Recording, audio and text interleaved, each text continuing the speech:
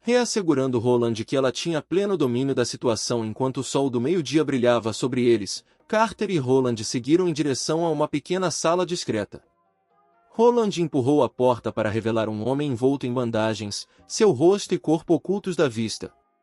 Assim que viu Roland, o homem tentou se levantar, seus movimentos agitados e inquietos.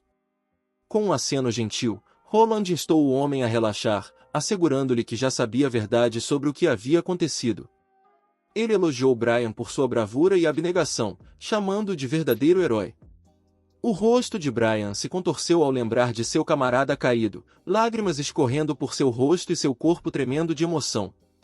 Roland estendeu a mão para confortar Brian, suas mãos pousando suavemente no ombro do corajoso homem, prometendo que o amigo de Brian receberia um sepultamento digno de sua coragem e sacrifício.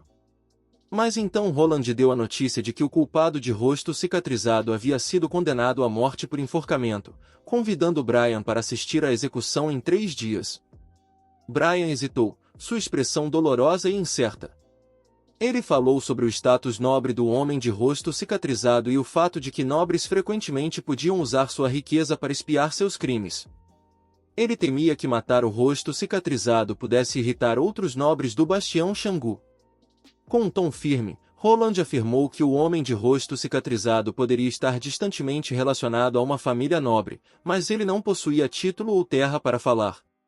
Além disso, ele havia tentado invadir o castelo de um príncipe e queimar seus suprimentos de alimentos, colocando em perigo a vida de mais de 2.000 residentes da cidade fronteiriça. Tais crimes eram imperdoáveis e mereciam as punições mais severas, a morte por enforcamento. Enquanto falava, os olhos de Roland brilhavam com uma determinação firme, sua convicção inabalável. Ele se virou para Brian, sua voz suavizando enquanto estava o homem corajoso a descansar e se recuperar do trauma dos eventos recentes. Roland prometeu que uma cerimônia de condecoração adequada seria organizada para ele após o mês do demônio passar. Os olhos de Brian se arregalaram em choque e admiração ao ouvir sobre a cerimônia de condecoração, seu olhar fixo na expressão inabalável de Roland.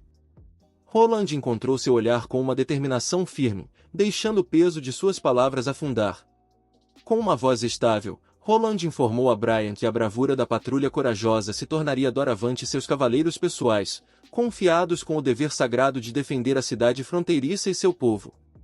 Na muralha da cidade, com sua presença imponente, comandou o treinamento diário dos soldados da cidade fronteiriça, sua voz ecoando alta e clara, ordenando aos homens que se posicionassem com precisão. Quando o quarto príncipe se aproximou, Roland desceu as escadas com um sentimento de apreensão, incerto sobre o que dizer a esses homens diante dele. Sua mente estava repleta de perguntas, ponderando sobre o melhor curso de ação. Com um suspiro profundo, Roland deu um passo à frente e escolheu um jovem soldado loiro, dirigindo-se aos soldados com uma voz clara e comandante. Com um sorriso radiante, a ilustre figura perguntou sobre o bem-estar do jovem.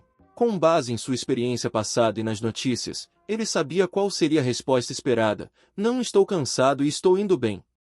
No entanto, para sua surpresa, o jovem inesperadamente desabou e se ajoelhou no chão, lágrimas escorrendo pelo rosto. O garoto estava tão emocionado que ficou sem palavras. Os outros soldados nas proximidades ficaram pasmos ao ver Sua Alteza Real descendo para observar seu treinamento. Dominado por um sentimento de orgulho e admiração, Roland estendeu a mão ao jovem soldado, transmitindo-lhe a mensagem de que não era necessário ajoelhar-se em sua presença. Com um sorriso contagiante, o jovem obedeceu, levantando-se com entusiasmo desmedido. Roland ficou encantado ao observar os progressos que haviam feito em seu regime de treinamento, evidenciados pelos níveis elevados de energia atribuíveis à nutrição e ao descanso adequados. Voltando sua atenção para o jovem soldado, Roland perguntou se ele tinha alguma ideia nova ou sugestão que pudesse melhorar ainda mais o treinamento, enfatizando que estava sempre aberto a ouvir feedback. O jovem soldado hesitou por um momento, compreensivelmente apreensivo sobre conversar com o quarto príncipe. Após respirar fundo, reuniu coragem para falar o que pensava, afirmando que suas forças eram insuficientes em número e, no caso de um ataque de besta demoníaca, só seriam capazes de defender 1/3 da muralha. Os murmúrios de concordância dos soldados ao redor serviram como testemunho da veracidade de suas palavras. Roland levantou a mão para silenciar a cacofonia de vozes, sinalizando para que todos ficassem quietos. Voltando sua atenção novamente para o jovem, perguntou seu nome, ao qual soube que o nome do soldado era Vanner. Roland expressou sua admiração pelas habilidades de observação aguçada de Vanner e concordou com sua opinião sobre a inadequação de suas forças. Axe, que estava próximo, confirmou a afirmação de Roland, observando que as bestas demoníacas careciam de inteligência para se organizar e eram semelhantes a animais selvagens. Tendo estabelecido a veracidade das preocupações de Vanner, Roland revelou seu plano. Dado que as muralhas se estendiam por impressionantes 600 metros, eles dividiriam suas forças em 3 grupos, com obstáculos configurados entre cada grupo. Os obstáculos forçariam as bestas a correrem ao redor deles e se concentrarem em áreas específicas, onde os soldados estariam à espera. Axe expressou sua apreensão em relação ao plano proposto, citando os riscos inerentes de enfrentar as bestas apenas com lanças e flechas. Roland, no entanto, parecia imperturbável e, com um leve sorriso, começou a divulgar uma nova e secreta arma. À distância, não muito longe da muralha da cidade, uma enorme explosão irrompeu de uma floresta próxima, lançando chamas ao ar e fazendo o chão tremer. Poeira e pedras pequenas choveram sobre eles enquanto Roland se deleitava com sua empolgação, antecipando o sucesso da nova arma. Carter e Axe ficaram pasmos, incapazes de compreender a magnitude do poder da arma, comparando-a ao trovão dos próprios deuses. Axe, visivelmente emocionado pelo novo poder da arma, perguntou ansiosamente se poderiam ser produzidas em massa. Roland soltou um suspiro, reconhecendo a dura realidade de que não seria possível até o mês do demônio chegar. No entanto, ele permaneceu otimista, prevendo que até então teriam acumulado um estoque de 20 a 30 dessas armas, o que ele estava confiante de que seria suficiente para enfrentar a provação. Do ponto de vista único de Nidhingari, o mundo parecia ser nada além de tons de preto e branco, um conceito que poderia ser difícil para outros compreenderem. No entanto, isso permitia que ela se libertasse das limitações mundanas da vida cotidiana e se movimentasse livremente na névoa. As direções cardeais eram meras noções abstratas que não tinham influência sobre seus movimentos. Em vez disso, ela seguia as linhas sempre mutantes que guiavam seu caminho, permitindo que flutuasse facilmente através de paredes e objetos sólidos. A habilidade de Nidhingari de perceber o mundo de forma diferente também permitia que ela visse o fluxo intricado e a oscilação do poder mágico dentro das bruxas. Com um olho perspicaz, ela podia discernir a força e o brilho do núcleo mágico de Ana, que irradiava uma aura poderosa que impressionava até Nidhingari. Para sua surpresa, Ana não apenas estava ciente de sua existência, mas a recebeu de braços abertos emergindo da névoa. Nidhingari se revelou com um sorriso, encontrando Ana praticando suas habilidades de pijama e ficou encantada em vê-la com um sorriso radiante. Nidhingari convidou Ana para compartilhar alguns de seus deliciosos bolinhos de peixe. Nidhingari aconselhou Ana a lavar as mãos antes de comer, mas Ana simplesmente usou suas chamas para purificar as mãos, deixando Nidhingari admirada com seu controle preciso sobre o fogo. No entanto, Nidhingari sabia que quanto mais poderosa a habilidade, mais dor alguém deve suportar durante a tortura demoníaca. Enquanto Ana saboreava o delicioso bolinho de peixe, Nidhingari não pôde deixar de expressar sua preocupação pela segurança da jovem com uma expressão preocupada em seu rosto, delicadamente abordando o assunto do futuro de Ana. Ela questionou se Ana realmente desejava permanecer na cidade fronteiriça, alertando sobre os perigos que espreitavam nos rigorosos meses de inverno pela frente.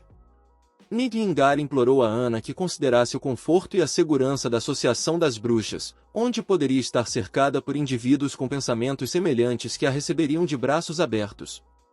Ana não respondeu diretamente à pergunta de Nidhingari, mas fez uma pergunta própria, de onde Nidhingari veio antes de se juntar à associação. A resposta de Nidhingari foi que ela vivia em uma metrópole movimentada no leste, não muito longe da capital. No entanto, Ana não parou por aí e perguntou se Nidhingari era feliz em sua vida anterior. A memória percorreu a mente do Rouxinol. Ela se lembrou de ter sido confinada em correntes, tratada sem diferença como um animal desprezível. A dor que suportou fez com que tremesse incontrolavelmente, enquanto se perguntava o que levou Ana a fazer uma pergunta tão carregada. Ana prosseguiu contando seu próprio conto angustiante, onde foi vendida para a igreja por seu próprio pai por uma quantia irrisória de 25 moedas de ouro reais. Superando sua apreensão, Ana gentilmente colocou suas mãos sobre Nightingale e compartilhou como Roland veio ao seu resgate, libertando-a dos confins de sua existência sombria. O simples pensamento de sua nova vida aqui enchia Ana com um sentido inexplicável de felicidade, enquanto Nightingale ouvia maravilhada. Nightingale continuou explicando que, apesar do que Ana pensava, ela ainda está presa neste castelo e o resto do povo ainda nutria um ódio abominável pelas bruxas. No entanto, a fé inabalável de Ana na visão de Roland para a mudança superou qualquer medo ou dúvida que ela pudesse ter, fixando seu olhar cristalino diretamente em Nightingale e fazendo uma pergunta comovente: onde Nightingale encontrava mais realização, na associação das bruxas ou aqui? Sem perder o ritmo, Ana professou seu próprio sentido de lar espiritual nesta cidade fronteiriça onde agora residia, ao lado de sua confiança inabalável na promessa de Roland de trazer uma mudança transformadora para esta terra. Se a montanha sagrada que as bruxas sonhavam era o lar pacífico de Nightingale, Ana acreditava ter encontrado sua própria montanha sagrada bem aqui, na companhia de Roland e dos habitantes desta humilde cidade.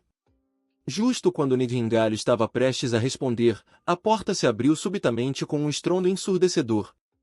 Nanola, com lágrimas escorrendo pelo rosto e com desespero selvagem nos olhos, lançou-se sobre Ana, seu corpo tremendo de medo. Em um tom frenético e nervoso, Nanola implorou pela ajuda de Ana, suas palavras saindo em um fluxo incompreensível. Enquanto isso, nos aposentos de Roland, ele estava no meio de um sonho encantador, cercado por seu harém fascinante. Subitamente, sua reverie foi rudemente interrompida por Nightingale, que o puxou sem cerimônia para fora da cama, seu rosto contorcido de raiva. Nightingale transmitiu a notícia alarmante de que o pai de Nanola havia chegado e agora sabia da verdadeira natureza de sua filha como bruxa. Roland ficou atordoado com essa revelação, sua mente correndo com inúmeras perguntas. Ele se apressou para se vestir e desceu para a sala de reuniões. Ao entrar, foi confrontado por um homem de cabelos brancos com veias saltando em seu rosto. O homem exigiu o retorno de sua filha, sua voz carregada de fúria venenosa. Nanola encolheu-se diante do homem de cabelos brancos, que delirava que sua filha não era uma bruxa e que as acusações eram nada além de bobagem. Roland e Ana trocaram um olhar significativo, silenciosamente reconhecendo que estavam na mesma página. Subitamente, uma faísca brilhante de chama se acendeu na palma de Ana, fazendo o homem recuar em choque e medo. À medida que as chamas cresciam mais intensas, as lágrimas de Nanola fluíam livremente enquanto ela suplicava para Ana parar. O homem de cabelos brancos ficou sem palavras, sua raiva se transformando em confusão enquanto exigia saber o que estava acontecendo. Com um sorriso amigável, Roland deu um passo à frente e instou o homem a se acalmar. Ele explicou o que havia ocorrido mal-entendido e sugeriu que tivessem uma conversa real para esclarecer as coisas. Gradualmente, a raiva do homem de cabelos brancos dissipou-se enquanto Roland explicava pacientemente que Nanola tinha vindo ao castelo para treinar suas habilidades mágicas, não porque ele estivesse interessado em assuntos baixos. As palavras de Roland pairaram no ar enquanto ele explicava o valor precioso das habilidades de cura de Nanola. Ele implorou ao pai de Nana para permitir que ela ficasse na cidade fronteiriça para ajudar na próxima batalha contra os demônios, mas o homem balançou a cabeça firmemente, desculpando-se por sua recusa. Ele explicou que não podia suportar colocar sua filha em um perigo tão grave. Roland persistiu, lembrando ao homem do avô de Nanola, um valente cavaleiro que havia passado seu título para o pai de Nanola. Enquanto ele falava sobre as corajosas façanhas do avô liderando tropas contra as bestas demoníacas, a postura do pai de Nanola mudou, seus olhos brilhavam com orgulho e reverência enquanto ele contava ansiosamente sobre o passado heróico de seu pai. Enquanto Roland notava a roupa não convencional do pai de Nanola, ele não pôde deixar de reparar nos calos ásperos em suas mãos, evidência de que ele não estava ocioso como a maioria dos outros nobres. A perspicácia de Roland permitiu-lhe deduzir que o pai de Nanola não havia esquecido o legado de seu pai. À medida que a conversa continuava, Roland falou das dificuldades atuais da família Payne sob o domínio tirânico do Duque Ryan. Apesar de sua antiga glória, agora enfrentavam imensas dificuldades para reivindicar seu lugar de direito na sociedade. O pai de Nanola ficou surpreso com a avaliação precisa de Roland sobre a situação, sem palavras diante da perspicácia do jovem senhor. Com uma súbita faísca de inspiração, Roland convidou o pai de Nanola a ficar na cidade fronteiriça e emprestar sua força na luta contra as bestas demoníacas que aterrorizavam as terras ao redor. Em troca, Roland prometeu recompensá-lo com um valioso pedaço de terra. O pai de Nanola levantou-se de seu assento, sua expressão cheia de uma mistura de determinação e medo. Enquanto ele estava ansioso para se juntar à causa de Roland, suas preocupações com a segurança de sua filha ainda pesavam fortemente em sua mente.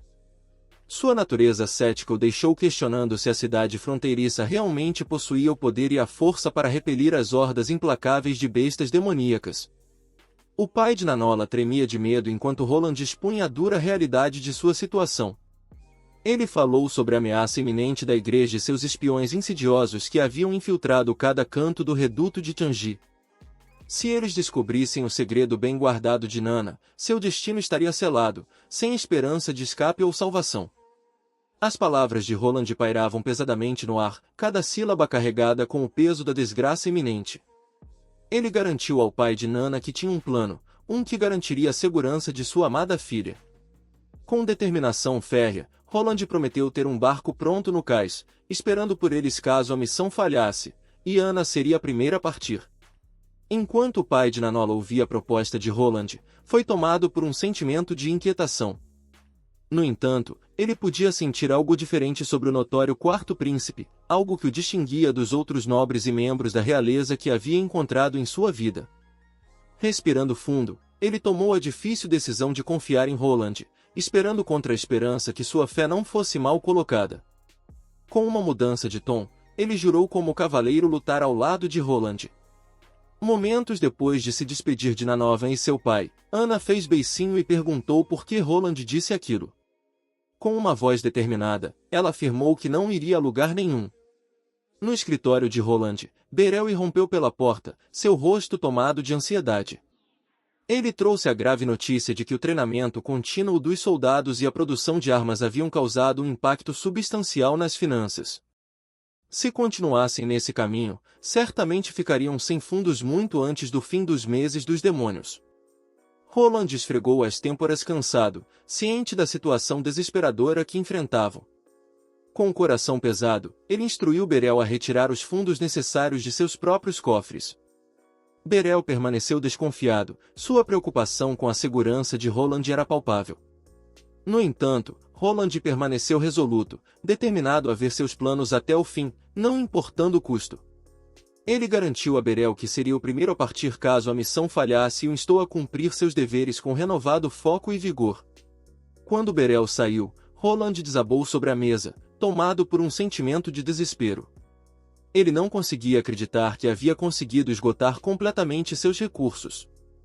Em meio à névoa, Nidhingari apareceu, materializando-se da névoa giratória. Ela se apoiou na mesa de Roland com um sorriso travesso no rosto, enquanto questionava suas palavras anteriores a Berel. Roland sentiu suas bochechas corarem de vergonha.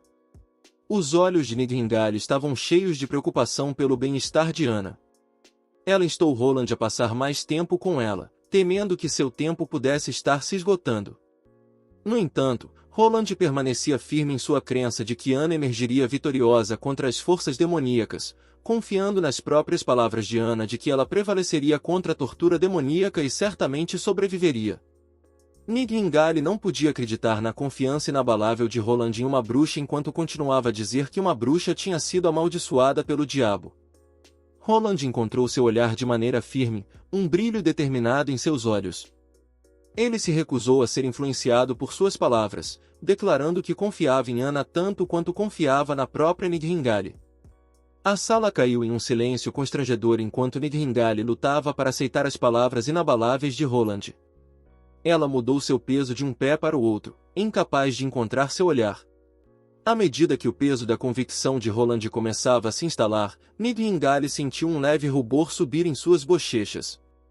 Ela pigarreou e balbuciou algumas palavras, como se fosse um detector de mentiras, admitindo que Roland não estava mentindo. À medida que a tensão na sala dissipava, Nidhingari se viu atraída para a janela de Roland. Ela olhou para o céu escurecendo, observando enquanto os flocos de neve começavam a cair preguiçosamente do céu.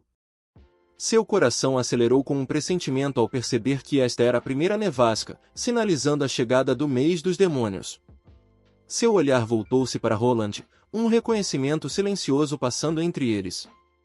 Sem uma palavra, ambos sabiam o que precisava ser feito enquanto Roland se aproximava do campo de treinamento. O som dos tiros ecoava pelo ar frio e nítido de inverno. Axe estava no estande de tiro, seus olhos fixos no alvo à sua frente. Roland se aproximou com uma expressão severa, ansioso para avaliar seu progresso.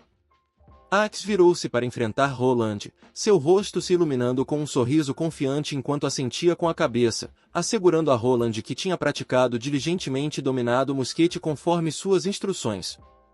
Enquanto Axe contemplava a poderosa arma em suas mãos, sentiu um profundo respeito pelo homem que lhe havia dado aquilo.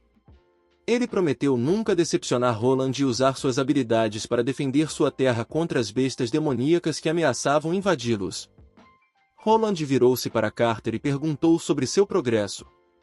Embora a habilidade de Carter com as novas armas fosse louvável, suas preocupações com a produção lenta eram válidas. Roland reconheceu a dificuldade de pioneirismo na era das armas de fogo, mas tranquilizou Carter que mais armas seriam fabricadas com o tempo. Roland caminhou propositalmente até a muralha da cidade, ladeado por Axe e Carter, dois de seus soldados mais confiáveis. Enquanto contemplava a extensão da terra além da muralha, sua mente estava consumida pelos pensamentos da iminente invasão demoníaca. O trio chegou à muralha da cidade, onde Roland foi saudado com cabeças baixas pelos soldados reunidos. Quando Axe informou que nenhum monstro demoníaco havia sido avistado ainda, Roland respirou aliviado. A primeira nevasca geralmente significava uma atividade tranquila das bestas, porém o alívio deles foi breve. Um soldado na muralha gritou um aviso, uma figura solitária havia aparecido. O pânico se espalhou entre os soldados e alguns sugeriram soar o alarme. Roland, calmo e coletado, lembrou-os de seu treinamento e instou-os a usar o julgamento adequado. Gradualmente, os homens recuperaram a compostura e abaixaram seus arcos. Roland soltou um suspiro cansado, reconhecendo que o treino rigoroso era necessário para instilar disciplina em suas tropas. Os soldados permaneceram em uníssono, observando atentamente enquanto a raposa astuta se aproximava das paredes da fortaleza. De repente, a besta saltou para a frente, seus olhos fixos na barreira imponente. Axe, rápido em reagir, alertou Roland sobre as possíveis intenções da criatura de saltar sobre as defesas. Carter, sempre o valente protetor, posicionou-se diante de Roland, pronto para atacar. Sem hesitação, Axe puxou seu arco e soltou uma flecha, perfurando o corpo sinuoso da besta com um tiro letal. Enquanto Roland observava o corpo sem vida da besta, sua mente inquisitiva começou a trabalhar. O tom negro do sangue da criatura despertou seu interesse, e a realização de que bruxas poderiam resistir às consequências do despertar apenas intensificou sua fascinação. Com sua curiosidade agora aguçada, ele prosseguiu. Roland se virou para Axe e perguntou-lhe sobre as consequências de ser mordido por uma besta demoníaca. Para seu alívio, Axe assegurou-lhe que a morte era o único resultado, e não uma transformação horrível em uma espécie de zumbi de outro mundo. A mente de Roland corria com uma ideia ousada: consumir a carne da besta caída. No entanto, antes que ele pudesse vocalizar seu plano, a voz de Carter ressoou veementemente, opondo-se à sugestão de Roland. A ideia de consumir carne infectada não era apenas repugnante, mas também perigosa para sua sobrevivência. Axe apoiou o aviso de Carter com o fato sombrio de que quaisquer cães alimentados com a carne contaminada sempre morreriam. O coração de Roland afundou ao perceber a oportunidade perdida, e ele soltou um suspiro melancólico. Enquanto as tropas realizavam suas patrulhas regulares, um relatório repentino chegou sobre um indivíduo ferido das perigosas minas da encosta norte. Em uma frenética atividade, Roland dirigiu-se ao hospital, onde foi recebido com a visão de Nanava, uma jovem tremendo de medo enquanto se afastava do mineiro ferido. O pai de Nanava, um farol de calma em meio ao caos, correu para o lado da filha para oferecer consolo e apoio. Desenhando sua força interior, Nanava afirmou-se e aproximou-se do homem ferido. Com uma respiração profunda, ela convocou sua habilidade latente, liberando um flash de luz ofuscante que deixou seu pai em admiração. O homem ferido, agora milagrosamente curado, Brian ao lado também disse que foi Nanava quem salvou sua vida e mostrou sua gratidão a ela. Momentos depois, o homem ferido lentamente recobrou a consciência, sua mente confusa com descrença. Ele ponderou se o que acabará de ocorrer era apenas um sonho vívido. Roland, sempre a voz tranquilizadora, assegurou-lhe que era realmente real e que ele havia sido trazido de volta da beira da morte por ninguém menos que a extraordinária Nanava e sua habilidade incrível. O homem recuou em choque ao ouvir a menção da habilidade de Nanava e soltou um suspiro. Uma bruxa? Todas as bruxas não são demônios? O pai, irado com as palavras do homem, repreendeu-o severamente. Ele lembrou ao homem que foi Nanava quem salvou sua vida e que um demônio nunca se dignaria a ajudar um humano de tal maneira. Percebendo seu grave erro, o homem saltou da cama e caiu de joelhos, implorando pelo perdão de Nanava com lágrimas escorrendo pelo rosto. Ele expressou sua mais profunda gratidão à jovem por salvar sua vida. Enquanto Roland voltava para sua residência, ele foi recebido com a visão de Nidhingale sentada em sua cama, seus olhos vidrados de preocupação. Ela temia que a habilidade de Nanava fosse descoberta e que a jovem nunca pudesse levar uma vida normal. Antes que Nidhingale pudesse dizer outra palavra, Roland interveio com um senso de urgência em sua voz. Ele lembrou a Nidhingale que a cidade da fronteira era pequena e que a influência da igreja sagrada era limitada. Eles precisavam aproveitar essa oportunidade antes que o temido mês dos demônios chegasse. Roland estava confiante de que, se conseguissem mostrar às pessoas que as bruxas não eram demônios, poderiam lentamente começar a derrubar os muros de medo e preconceito que haviam sido erguidos contra elas. Enquanto Roland entregava uma taça de vinho a Nidhingale, ele falava com confiança, assegurando-lhe que tudo estava sob controle. A neve pesada que cobria o caminho que levava ao reduto de Xingu e o controle que tinham sobre os portos de embarque garantiam que nenhuma notícia da cidade da fronteira pudesse chegar ao mundo exterior. Com 3 meses, eles tinham tempo de sobra para fazer uma mudança. Roland lembrou Nidhingale do mineiro que foi salvo por Nanava no início daquele dia. O mineiro, antes temeroso do poder das bruxas, agora acreditava que Nanava era um anjo de reavivamento. Roland via isso como uma oportunidade para elevar o moral e plantar uma semente de mudança nos corações das pessoas, especialmente no novo exército que ele estava formando. Nidhingale olhou para Roland sem palavras, fascinada com uma mistura de curiosidade e admiração, e não pôde deixar de perguntar o que o motivava a tomar passos tão ousados em apoio às bruxas. Roland olhou para ela com uma expressão séria e falou com uma voz firme, porque eu acredito que as bruxas fazem as melhores esposas. Roland inclinou-se para a frente, seus olhos brilhando com determinação, porque eu acredito que todos merecem uma chance de viver livremente, esperando que um dia até mesmo as bruxas possam viver livremente em seu território. O discurso de Roland deixou Nidhingale atonita, seus olhos fixos nele em admiração.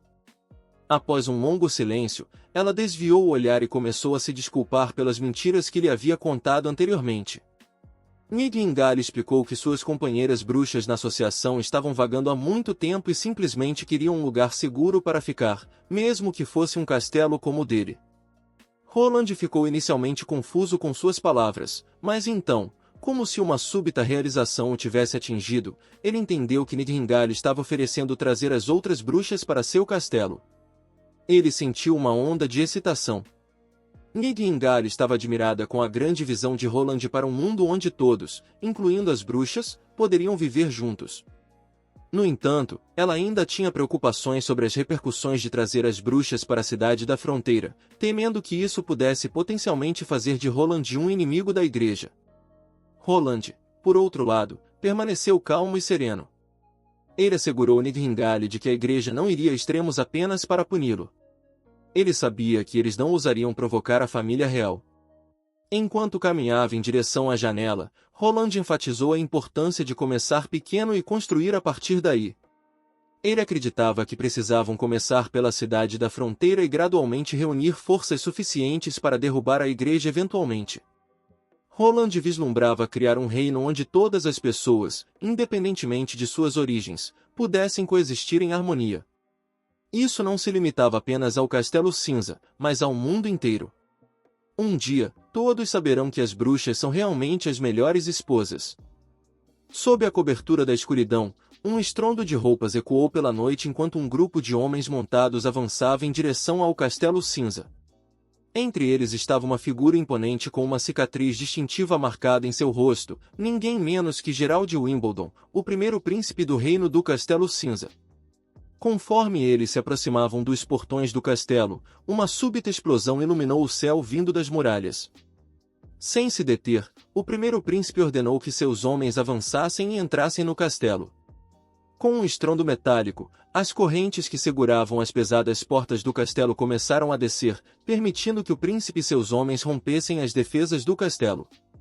O ar estava tenso à medida que o primeiro príncipe se aproximava de seu objetivo final, o trono do Castelo Cinza. Ao atravessar a entrada principal, foi recebido com uma reverência respeitosa de alguns ministros ansiosos por seu retorno. O príncipe reconheceu suas saudações com um sorriso gracioso, mas não perdeu tempo com formalidades. Ele perguntou se os guardas haviam sido substituídos conforme planejado, ao que os ministros admitiram hesitantes que houve problemas com o plano.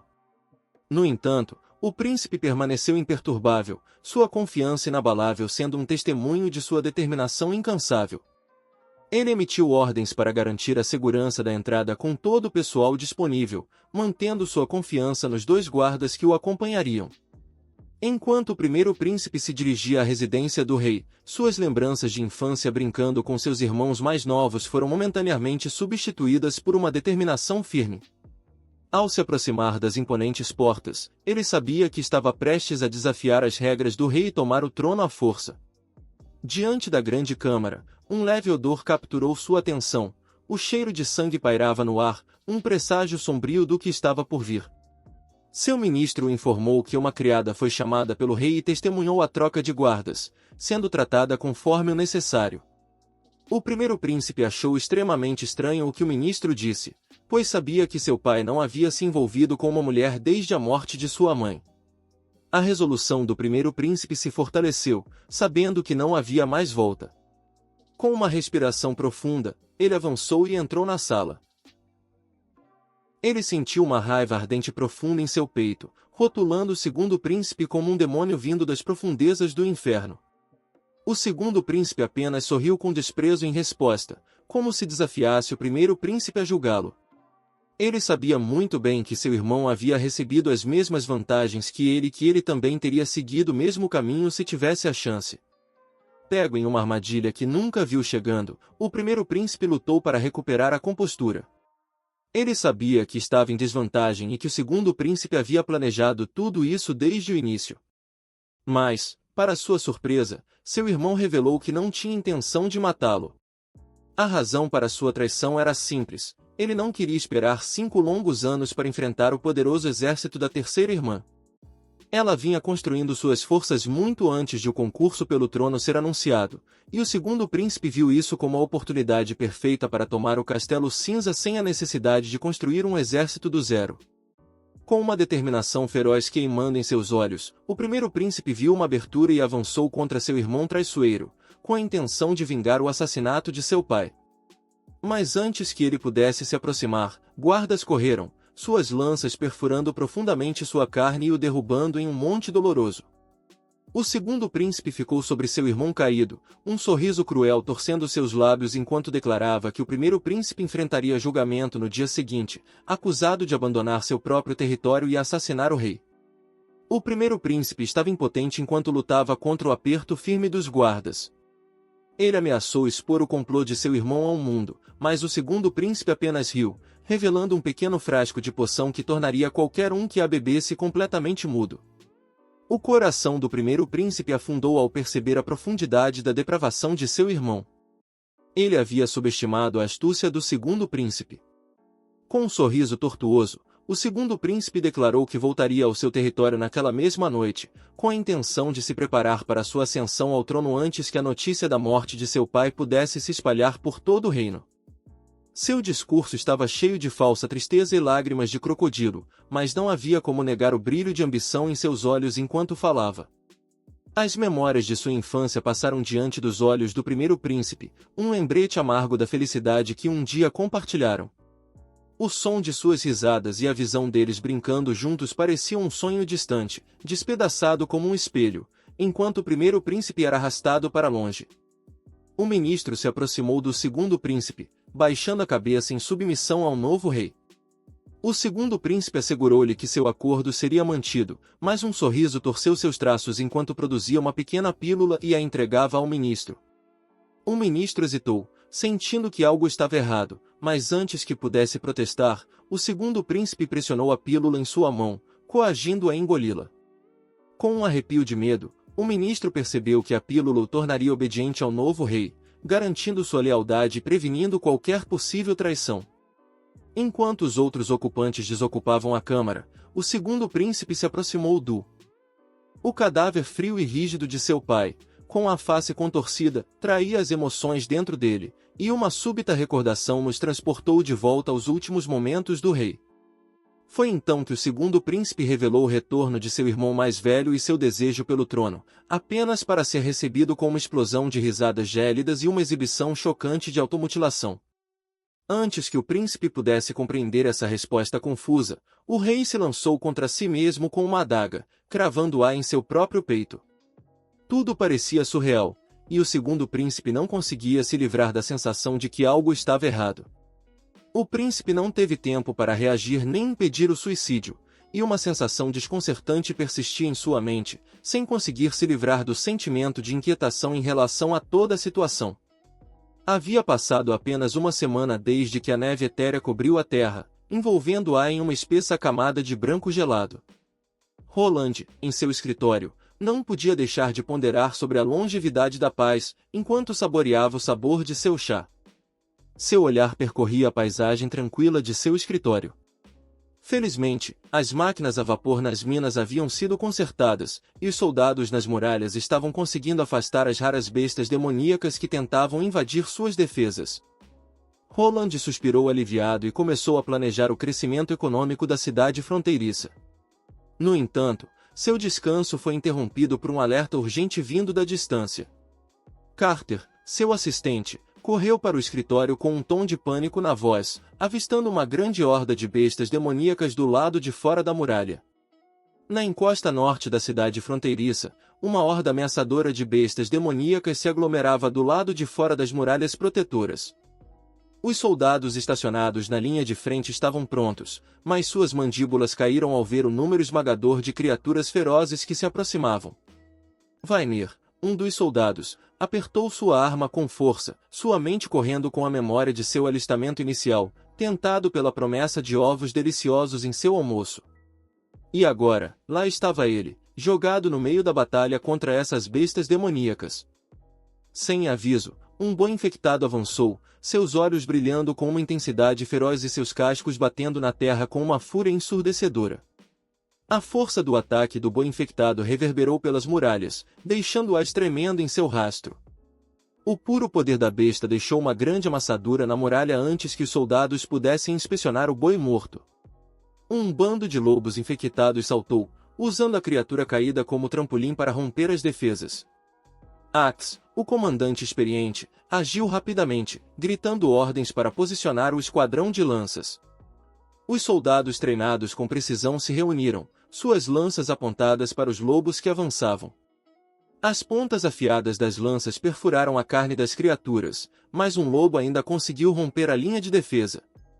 Sem hesitação, Axe levantou seu mosquete, mirando e disparando com precisão mortal, a bala perfurando o crânio do lobo. Mas, em meio ao caos, a atenção de Vainer foi atraída para um companheiro soldado contorcendo-se de agonia no chão, com o estômago dilacerado. Um dos soldados virou-se para Vainer em busca de orientação, mas ele ficou sem palavras e atordoado, incapaz de processar a cena horripilante diante dele. Nesse momento, Roland e Carter seguiram para a encosta norte, seus olhos se arregalando ao verem as bestas demoníacas devastando as muralhas. A voz comandante de Carter ecoou pelo campo de batalha, instando os soldados a permanecerem calmos e seguirem seu treinamento e procedimentos. Vainer respirou fundo, se recompondo, enquanto ordenava a 2 de seus homens transportarem cuidadosamente o soldado ferido para o local de tratamento. Em seguida, ele reuniu o restante de seu esquadrão, instruindo-os a manterem suas posições e se prepararem para a próxima onda de ataques. Roland estava impressionado com a compostura dos soldados, mas logo seu resultado coletivo seria ainda mais testado quando uma criatura estranha apareceu no horizonte. Uma fusão distorcida de um lobo de 2 cabeças gigantesco e uma tartaruga com conchas verdes espinhosas. Os soldados dispararam uma salva de flechas contra a criatura bizarra, mas os projéteis ricochetearam sem causar dano em suas espinhas blindadas. Roland rapidamente chamou seu esquadrão de mosqueteiros de elite para assumir a posição, mas mesmo seus tiros explosivos se mostraram ineficazes contra a armadura aparentemente impenetrável da criatura. Em um esforço final desesperado, Roland ordenou a Vainer que recuperasse o pólvora, mas antes que pudesse completar seu comando, a besta monstruosa se lançou contra a parede e começou a extrair a estrutura. Roland sabia que a fortificação não poderia mais resistir a mais choques. Ele imediatamente gritou para seus homens recuarem da parede, e repentinamente a alvenaria sob seus pés se desintegrou em fragmentos. Justo quando Roland estava prestes a ser soterrado, Nidhingale apareceu para salvar o dia, guiando habilmente Roland para longe da parede desmoronante. Agora, diante deles, uma brecha maciça se abria, uma abertura escura na uma vez impregnável barricada. Mas, naquele momento, Vainer voltou correndo para a parede, segurando uma caixa nas mãos. Ele recebeu ordens para posicionar a caixa de luz sob a criatura demoníaca. Vainer respirou fundo, seguindo os passos para usar a arma e rapidamente colocou a caixa perto da criatura. Enquanto a fumaça se elevava, ele correu para longe, avisando todos a se protegerem e se prepararem para o impacto. Chamas começaram a crepitar e então, com uma explosão maciça, a criatura foi completamente obliterada. Antes que pudessem respirar aliviados e comemorar a vitória, outra onda de demônios cercou as muralhas. Uma horda de mais de uma dúzia de bestas demoníacas avançava em direção à parede já comprometida. Os soldados estavam em grande desvantagem numérica e já ofegantes. Roland procurava freneticamente por um plano, mas a situação deles parecia desesperadora. De repente, o javali infectado soltou um rugido ensurdecedor e avançou diretamente através dos soldados protegidos, lançando-os vários metros pelo ar. Justo quando o javali estava prestes a causar mais estragos, Ana chegou à cena. Ela ainda estava vestida com seu traje de empregada, mas desta vez uma cartola de bruxa adornava sua cabeça, seu olhar firme fixado na besta. Ela convocou uma enorme bola de fogo e a lançou em direção ao javali em um ataque rápido, que foi envolvido pelas chamas, contorcendo-se de agonia. Roland ficou surpreso ao vê-la neste lugar, pois havia instruído expressamente que ela permanecesse no local de tratamento. Brian avançou rapidamente, prostrando-se no chão e pedindo desculpas por não ter impedido Ana de vir. Ana estava tão preocupada com a segurança de Roland que não pôde ser dissuadida de vir. Roland pretendia trazer os outros primeiro e, gradualmente, introduzir Ana em Nidhingale, mas seus planos foram frustrados. Ele rapidamente comandou seus homens a protegerem Ana, e sem hesitação, os soldados se levantaram, brandindo seus escudos e se posicionando à frente dela. Ana conjurou um feitiço, invocando uma enorme parede de fogo que envolveu a barreira danificada. Com um aceno de entendimento, Roland pegou o mosquete de Carter e mirou em uma das bestas demoníacas. O som da bala perfurando a carne do lobo chamou a atenção de todos. Roland levantou a mão no ar e gritou para todos ouvirem que a parede havia sido assegurada, ordenando que suas tropas retomassem suas posições na muralha e a defendessem a todo custo. Uma poderosa onda de moral varreu o campo, enquanto os soldados berravam com todas as suas forças, jurando manter-se firmes e lutar por Sua Alteza e defender a cidade fronteiriça até seus últimos suspiros. Após uma hora extenuante de combate, restava apenas um lobo em pé. A criatura tinha 3 flechas saindo de sua carne, mas ainda se recusava a ceder. No entanto, em questão de segundos, ela também caiu na terra ensanguentada, sinalizando a vitória arduamente conquistada da cidade fronteiriça sitiada. O coração de Roland se encheu de orgulho ao ver suas tropas trabalhando juntas e triunfando sobre as bestas monstruosas, mas ele sabia que explicar a presença de Ana aos soldados seria um desafio. Ele temia que os habitantes da cidade pudessem, mais uma vez, vê-la como um demônio, especialmente após testemunharem seus poderes incríveis. No entanto, os medos de Roland eram infundados, pois quando os soldados se reuniram ao redor de Anna, abaixaram suas cabeças em uma demonstração de extremo respeito pela bruxa que lutara ao lado deles. Logo Roland percebeu que, embora as pessoas possam temer o desconhecido, se o poder pertencer a alguém que luta ao seu lado contra um inimigo comum, esse medo daria lugar à gratidão e à confiança. Com ambas as mãos estendidas, Roland procurou verificar o bem-estar de Anna, mas, para seu desespero, encontrou-a mortalmente pálida e inconsciente em seus braços. Em estado de pânico, Roland pediu ajuda. Enquanto isso, dentro do opulento palácio da terceira princesa Garcia, a notícia da trágica morte do rei finalmente chegou aos seus ouvidos. A carta transmitia um conto sombrio de como o monarca havia sido morto pelo traiçoeiro primeiro príncipe antes de ser apreendido pela guarda pessoal do rei. O primeiro príncipe agora estava condenado à morte por decapitação. No entanto, Garcia sabia muito bem que esse era um plano tramado pelo astuto segundo príncipe, que temia ela e seu exército. A terceira princesa percebeu que precisava revisar seus planos, e assim, convocou todos os capitães da frota ao seu gabinete com um decreto urgente. Enquanto seu subordinado se ajoelhava diante dela, ele a chamou de Sua Alteza, antes de rapidamente corrigir para Sua Majestade, a rainha. À medida que os dias passavam, uma paz temporária se instalou sobre a cidade fronteiriça. Não havia sinais de uma grande horda de bestas demoníacas que haviam devastado a cidade recentemente, e todos os soldados feridos haviam retornado aos seus postos completamente curados. Toda a cidade estava repleta de alta moral e até Carter conseguiu utilizar a carcaça de uma besta caída como parte da defesa da muralha. Mas quando Roland se dirigiu ao quarto de Anna, a heroína que fez tudo isso possível, foi recebido com a triste visão dela ainda deitada em coma após uma semana. Nana e Nidhingale mantinham vigília ao lado da cama de Anna, observando-a com olhos preocupados. Nidhingale deu a notícia de que Anna completaria a maioridade naquela meia-noite, mas Roland estava preocupado com sua condição. Seria seguro para ela completar a maioridade enquanto estava em coma? Infelizmente, Nidhingale revelou que as chances de sobrevivência de Anna eram mínimas. Ela explicou que tornar-se adulta exigia imensa força mental e seria impossível suportar a tortura demoníaca enquanto estivesse em coma. Anna provavelmente morreria. Durante os dias tumultuados e instáveis de Nidhingale, ela testemunhou a morte de inúmeras bruxas. Essas pessoas, assim como a própria Nidhingale, eram vistas como nada mais do que escravas e animais. Elas eram enforcadas, queimadas vivas e submetidas a torturas como forma de entretenimento para os nobres. As que conseguiam fugir eram deixadas para viver na selva, longe das armadilhas da civilização humana, na esperança de descobrir a montanha sagrada. No entanto, Anna era diferente de qualquer outra bruxa que Nidhingale já havia encontrado. Pela primeira vez, ela viu uma bruxa que era valorizada, amada e confiada por inúmeras pessoas.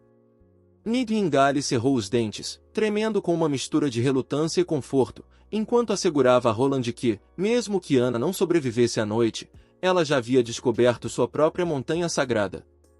Roland respirou fundo, inundado por uma enxurrada de memórias com Anna.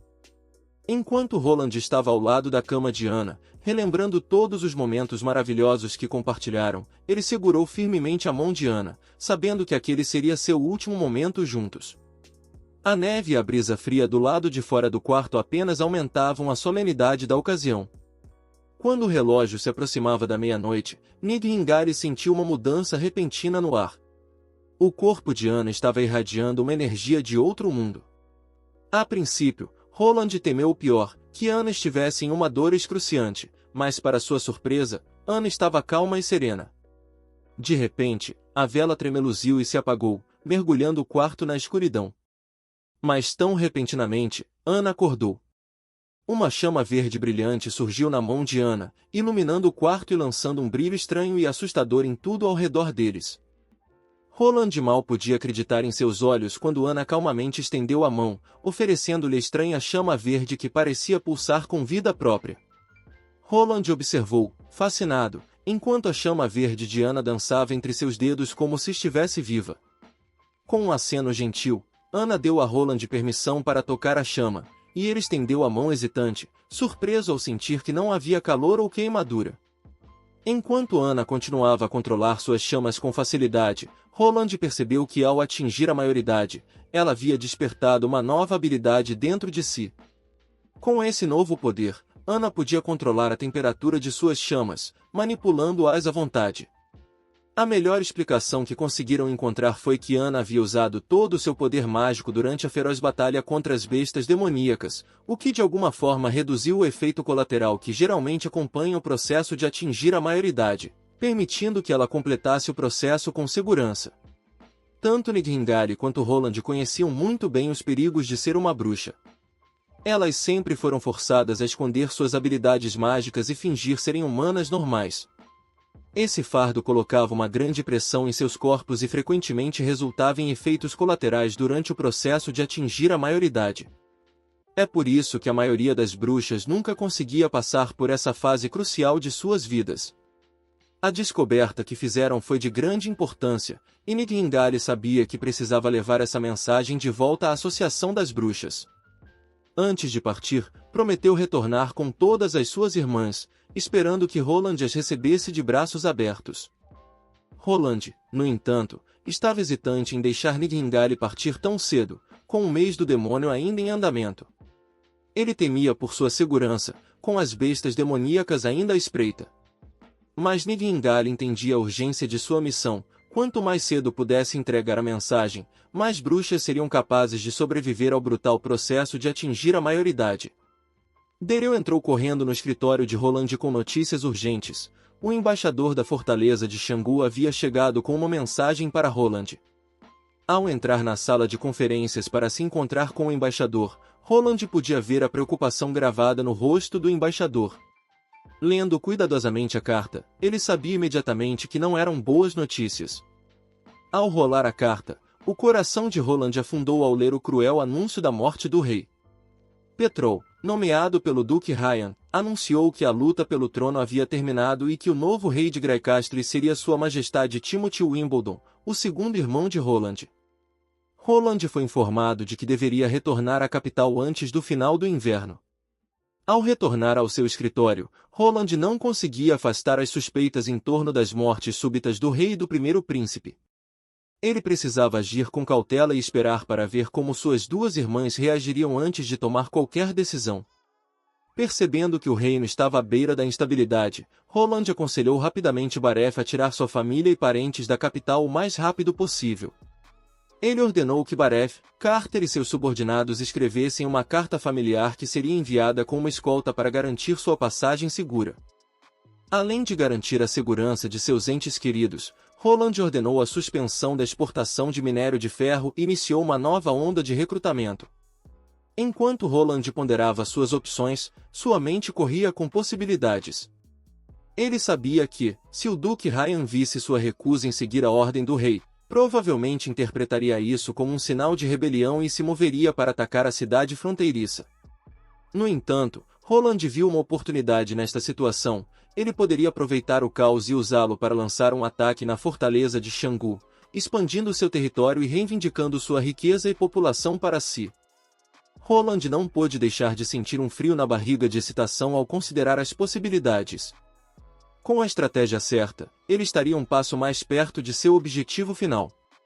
Quando Nidhingale entrou no vale, foi recebida por uma parede aparentemente impenetrável de vinhas bloqueando seu caminho para a caverna.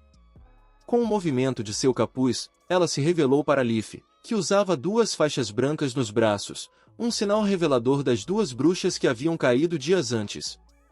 O coração de Nidhingale afundou ao ver isso. À medida que avançavam mais profundamente na caverna, Wendy apareceu correndo em direção a Nidhingale segurando suas mãos com força. Descobriu-se que o verdadeiro nome de Nidhingale era Verônica, um fato que surpreendeu Wendy, que estava preocupada com a segurança de Ana, a bruxa que Nidhingale havia saído para trazer de volta à associação. Nidhingale começou a explicar sua experiência na cidade fronteiriça, compartilhando a notícia de que o quarto príncipe estava disposto a recebê-las e mantê-las seguras. Apesar de seu entusiasmo, as outras bruxas pareciam hesitantes em confiar em um príncipe humano. Para convencê-las, Nidhingari revelou que tanto Ana quanto Nana já haviam sido resgatadas antes mesmo de sua chegada. Esta informação, juntamente com a habilidade de Nidhingari de detectar mentiras, convenceu algumas das bruxas. Ela até mostrou a elas os planos para a máquina a vapor que Roland havia compartilhado com ela. Mas, justo quando Nidhingari estava ganhando impulso, uma mulher de meia idade da multidão, a quem Nidhingari se referia como sua mentora, deu um passo à frente e interrompeu seu discurso. A mulher estava claramente infeliz com o que Nidhingari havia dito, e a sala caiu em silêncio enquanto ela falava. De volta a Graicastle, Timothy foi presenteado com um cristal de alta qualidade por um de seus cavaleiros. O cristal havia sido confirmado pela Igreja Sagrada como eficaz e não adulterado. No entanto, Timothy não conseguia se livrar da suspeita incômoda de que bruxas poderiam estar envolvidas no suicídio do rei. Ele imediatamente ordenou que seus homens caçassem todas as bruxas na capital. Nidhingari abriu os olhos para se encontrar amarrada e relembrou os eventos que levaram à sua captura. Ela se lembrou de como sua mentora havia denunciado seu discurso e instigado as outras bruxas a não confiarem nela. A mentora foi ainda mais longe, alegando que Nidhingari havia sido enganada pelos humanos e que o teste de atingir a maioridade foi estabelecido pelos deuses para testar sua força física e mental. Ela acreditava que aqueles que falhavam no teste não eram dignos de buscar a montanha sagrada. Nidhingari percebeu que era impossível convencer sua mentora, que tinha uma mentalidade de culto. Em vez de discutir, Nidhingari tentou convencer suas irmãs a escolher se queriam ir. Mas, quando estava prestes a falar, sentiu uma dor aguda na perna e percebeu que havia sido mordida por uma cobra. Ela caiu no chão, indefesa e vulnerável. A mentora se inclinou sobre ela, segurando o amuleto dos deuses que drenou os poderes de Nidhingari. A mentora acusou Nidhingari de traição e a ameaçou com punição, brandindo uma faca quente contra sua garganta. Nidhingari tentou argumentar com a mentora, explicando que só queria ajudar suas irmãs e dar-lhes uma chance de uma vida melhor, mas a mentora se recusou a ouvir e jogou o plano da máquina a vapor no fogo, destruindo qualquer esperança de progresso. Wendy soltou um grito penetrante, exigindo que a mentora cessasse essa violência sem sentido. Wendy ficou do lado de Nidhingari, acreditando que todos merecem o direito de escolher seu próprio destino. O ar estava denso com tensão enquanto o grupo permanecia em silêncio atordoado, cada um hesitante em fazer o primeiro movimento. Nidhingari não havia cometido nenhum ato hediondo contra a associação, e Wendy implorou pela libertação de Nidhingari. Eventualmente, a maioria das bruxas chegou a um consenso, e os olhos da mentora arderam de fúria enquanto ela levantava a lâmina para golpear Nidhingari. Mas Wendy não estava disposta a ficar parada e assistir sua amiga ser morta sem piedade. Com um movimento de pulso, ela convocou seus poderes de bruxa e desarmou a mentora, quebrando o amuleto que mantinha Nidhingari cativa. A mentora, fervendo de raiva, em um acesso de fúria, atacou Wendy com sua cobra, que mordeu o braço de Wendy. Nidhingari, rápida e habilidosa, mergulhou sua lâmina na mentora, permitindo que ela e Wendy escapassem da caverna e corressem para a liberdade. Apesar de sua fuga bem-sucedida da caverna, o veneno que corria pelo braço de Wendy já havia começado a se espalhar. Nidhingari foi forçada a tomar uma decisão sombria, ela teve que amputar o braço de Wendy. A ferida foi rapidamente enfaixada, mas Nidhingari não conseguia parar o sangramento. Ela sabia que a única esperança de salvar Wendy era pedir ajuda de Nana na cidade fronteiriça, mas não tinha certeza se Wendy conseguiria chegar lá. Foi quando uma aparição repentina apareceu atrás de Nidhingari, uma garota de cabelo brilhante que flutuava sem esforço no ar. Seu nome era Lightning, e ela havia recentemente se juntado à associação.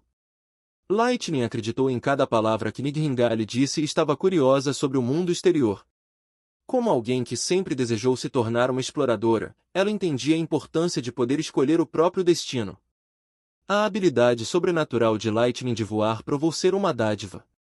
Nidhingari não perdeu tempo em prender Wendy às suas costas antes de saltar para as costas de Lightning, definindo um curso para a cidade fronteiriça.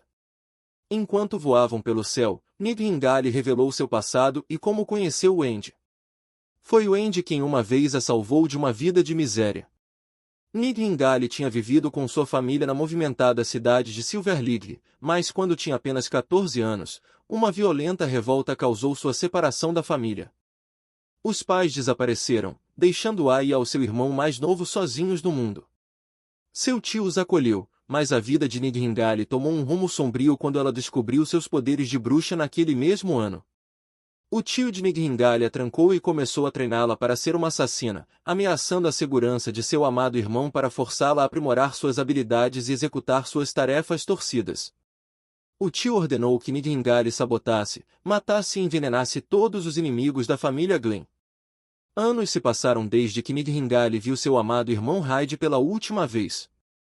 Seu coração se encheu de esperança quando finalmente se reuniu com ele, mas suas palavras de ódio a devastaram profundamente. Hyde renegou Nidhingale como sua irmã e proclamou que todas as bruxas deveriam ser queimadas no inferno e enforcadas. Apesar da dor da traição de seu irmão, Nidhingale perseverou. Ela suportou a árdua jornada até a idade adulta e eventualmente encontrou forças para se vingar de seu tio tirânico. Foi então que ela cruzou o caminho de Wendy, cujo sorriso contagiante começou lentamente a curar o coração partido de Nidhingale. Guiada pelo apoio inabalável de Wendy, Nidhingale encontrou um novo propósito. Foi um cruel golpe do destino que Mentor se tornasse tão extremo, lavando o cérebro de todas as outras bruxas na associação. Roland e Anna estavam absortos em seu trabalho, cuidando dos intricados mecanismos internos da máquina a vapor. No entanto, sua concentração foi quebrada por um estrondo ensurdecedor quando Lightning pousou com um solavanco, o impacto ecoando por toda a oficina. Roland andava de um lado para o outro, sua mente a mil com possibilidades. Será que a associação havia sido atacada e apenas os três conseguiram escapar? Seus pensamentos foram interrompidos quando a porta rangeu e Lightning apareceu, tranquilizando Roland que todos estavam bem. Enquanto conversavam, Lightning não pôde deixar de sorrir com a natureza cuidadosa de Roland, que se provou um verdadeiro príncipe valorizando as vidas das bruxas. Então, ela revelou que a maioria das bruxas na associação não acreditava na história de Nidhingale, e até ela mesma tinha sido cética no início. Após algumas trocas de piadas, Roland voltou para sua residência, onde Nidhingale o cumprimentou de pijama. Sua figura curvilínea e sua posição tentadora deixaram Roland se sentindo como um touro furioso, perguntando-se se o destino finalmente sorriu para ele. De repente, Nidhingale se levantou e se aproximou lentamente de Roland com um olhar sério nos olhos. Ela se ajoelhou e jurou sob o nome de Nidhingale e Verônica, um juramento de lealdade a Roland, prometendo ser tanto o escudo que afasta todos os demônios quanto a lâmina que perfura a escuridão até seu último suspiro, desde que Roland prometesse tratar as bruxas com gentileza e cuidado.